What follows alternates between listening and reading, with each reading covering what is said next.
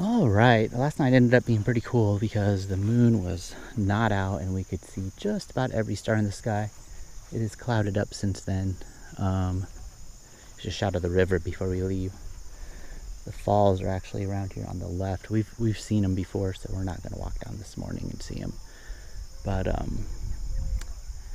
just about ready to head out. Heather is rolling up the tent. I was able to check the oil while the engine was cool, and it hadn't burned any oil or leaked any oil. I think it was just a maintenance thing probably. We'd hit about 5,000 miles since we changed the oil before we left home, so I think we're good on oil. I did add a quart. I'm glad I didn't add 2 because it didn't really need any.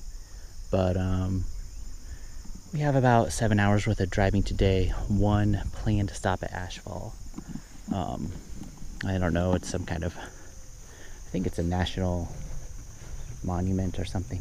We've been there, Heather and I have been there, but the kids haven't. It's a really cool fossil place if you happen to be in the middle of nowhere in northeast Nebraska. But I think it's time to hop in the car and get out of here. Oh, it's a little rainy, but we're making our one stop of the day. Ashfall State Park. What are you looking at, babe? Ashes? Oh, ooh, show the camera. Maybe you can see it through there. Oh yeah, you can. Kind of see it. See that? Between the ash from Mount St. Helens, which was 1 cubic kilometer, the ash that fell here on top of these animals was 200 from southwest Idaho. We were just in Idaho. Deeper through time. We're down 5 million years ago. As we walk down, we're going back in time and learning about all kinds of different stuff that was here in Nebraska a few million years ago. A lot of million years ago. See, in 1971, before Mommy was born, they found a skull, and then they got surprised when they found a whole bunch of skeletons right here. Of baby rhinoceros in Nebraska. We're down to 8 million years ago. Barrel-bodied rhinos reach their maximum size. You are now stepping down into the top of the volcanic ash bed. So from here down is buried under ash from, I believe it was 11.5 million years ago. Ready? Look at me. Saber-tooth.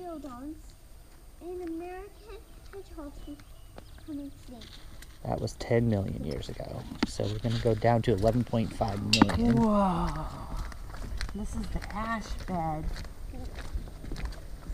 Is that the muddy loaf bed? Or is that the muddy loaf bed? Quarry. Is that the That's where the flag flies at. They built this barn over the top of it. Super volcano. Fossils found in this site. I believe it was in the same area as the lava beds we were at a few days ago in Idaho. From what I saw inside. So those lavas erupted. How are you guys doing? So not one of the bone crushers, but one of the dogs that would be related to all of today's modern dogs. Okay, so some of the smaller teeth. Yep. And that's all we have of it. So the rest of it was probably scavenged. So this is a rhino. They just uncovered it in 2015. So this wouldn't have even been uncovered the last time I was here. Again, we're in Nebraska. Several million years ago, 12 million years, and the ash from the volcano came and buried all these animals at like a watering hole. They have these bone-crushing dogs that were the size of lions. They have all these rhinos. They have 3-toed horses. They have tortoises around here somewhere. They have some smaller dogs. Oh, here's a close-up of the rhino. This is a replica of one that's out here, over there, I think. Pretty awesome, really. So you can see it a little bit better in the replica. And then the guy that was just telling us all about it, he's busy excavating. This is a video of him. But he knew all kinds of stuff. So I was listening to him for quite a while. What? Oh, this is an unborn baby right now. So still in the... This looks like a pelvis bone. And he's inside there. What do you think about it? Pretty cool? Yeah. I was learning that they had giant bone-crushing dogs that were the size of tigers. And I know. oh, there are pictures, yeah. Okay, so... And this is a sturdy three-toed horse. It kind of has zebra stripes looking on it. 12 million years ago. Well, they think. They think. Maybe they have some somewhere that had skin. Who knows?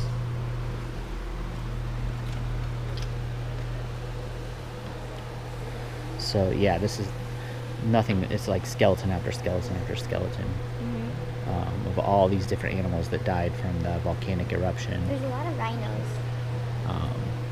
Lots of rhinos, probably a herd of rhinos, and then the expert paleontologist over there was explaining that some of them had been scavenged and kind of pulled up by the giant dogs and smaller dogs, and very, very cool. And a lot of these have been excavated since the last time I was here. Okay, they're letting us touch this one, and it's like, what is it? What do you think it feels like, babe? Our bison bone. No, ours isn't this hard. But it's smoother and harder. Yeah, it's fossilized basically. It Yeah, feels that's like why. a rock, pretty much. All right, we're gonna have a rainy drive ahead of us, I'm afraid. But off we go to home, unless we see something cool. Fox bloomed. Go, go, go, go. All right, everybody's jumping out of the car. Go, go. We're home. 5,561 miles, 117 hours of drive time. We averaged, let's see, 29.4 miles to the gallon, 47.4 miles per hour. Who cares?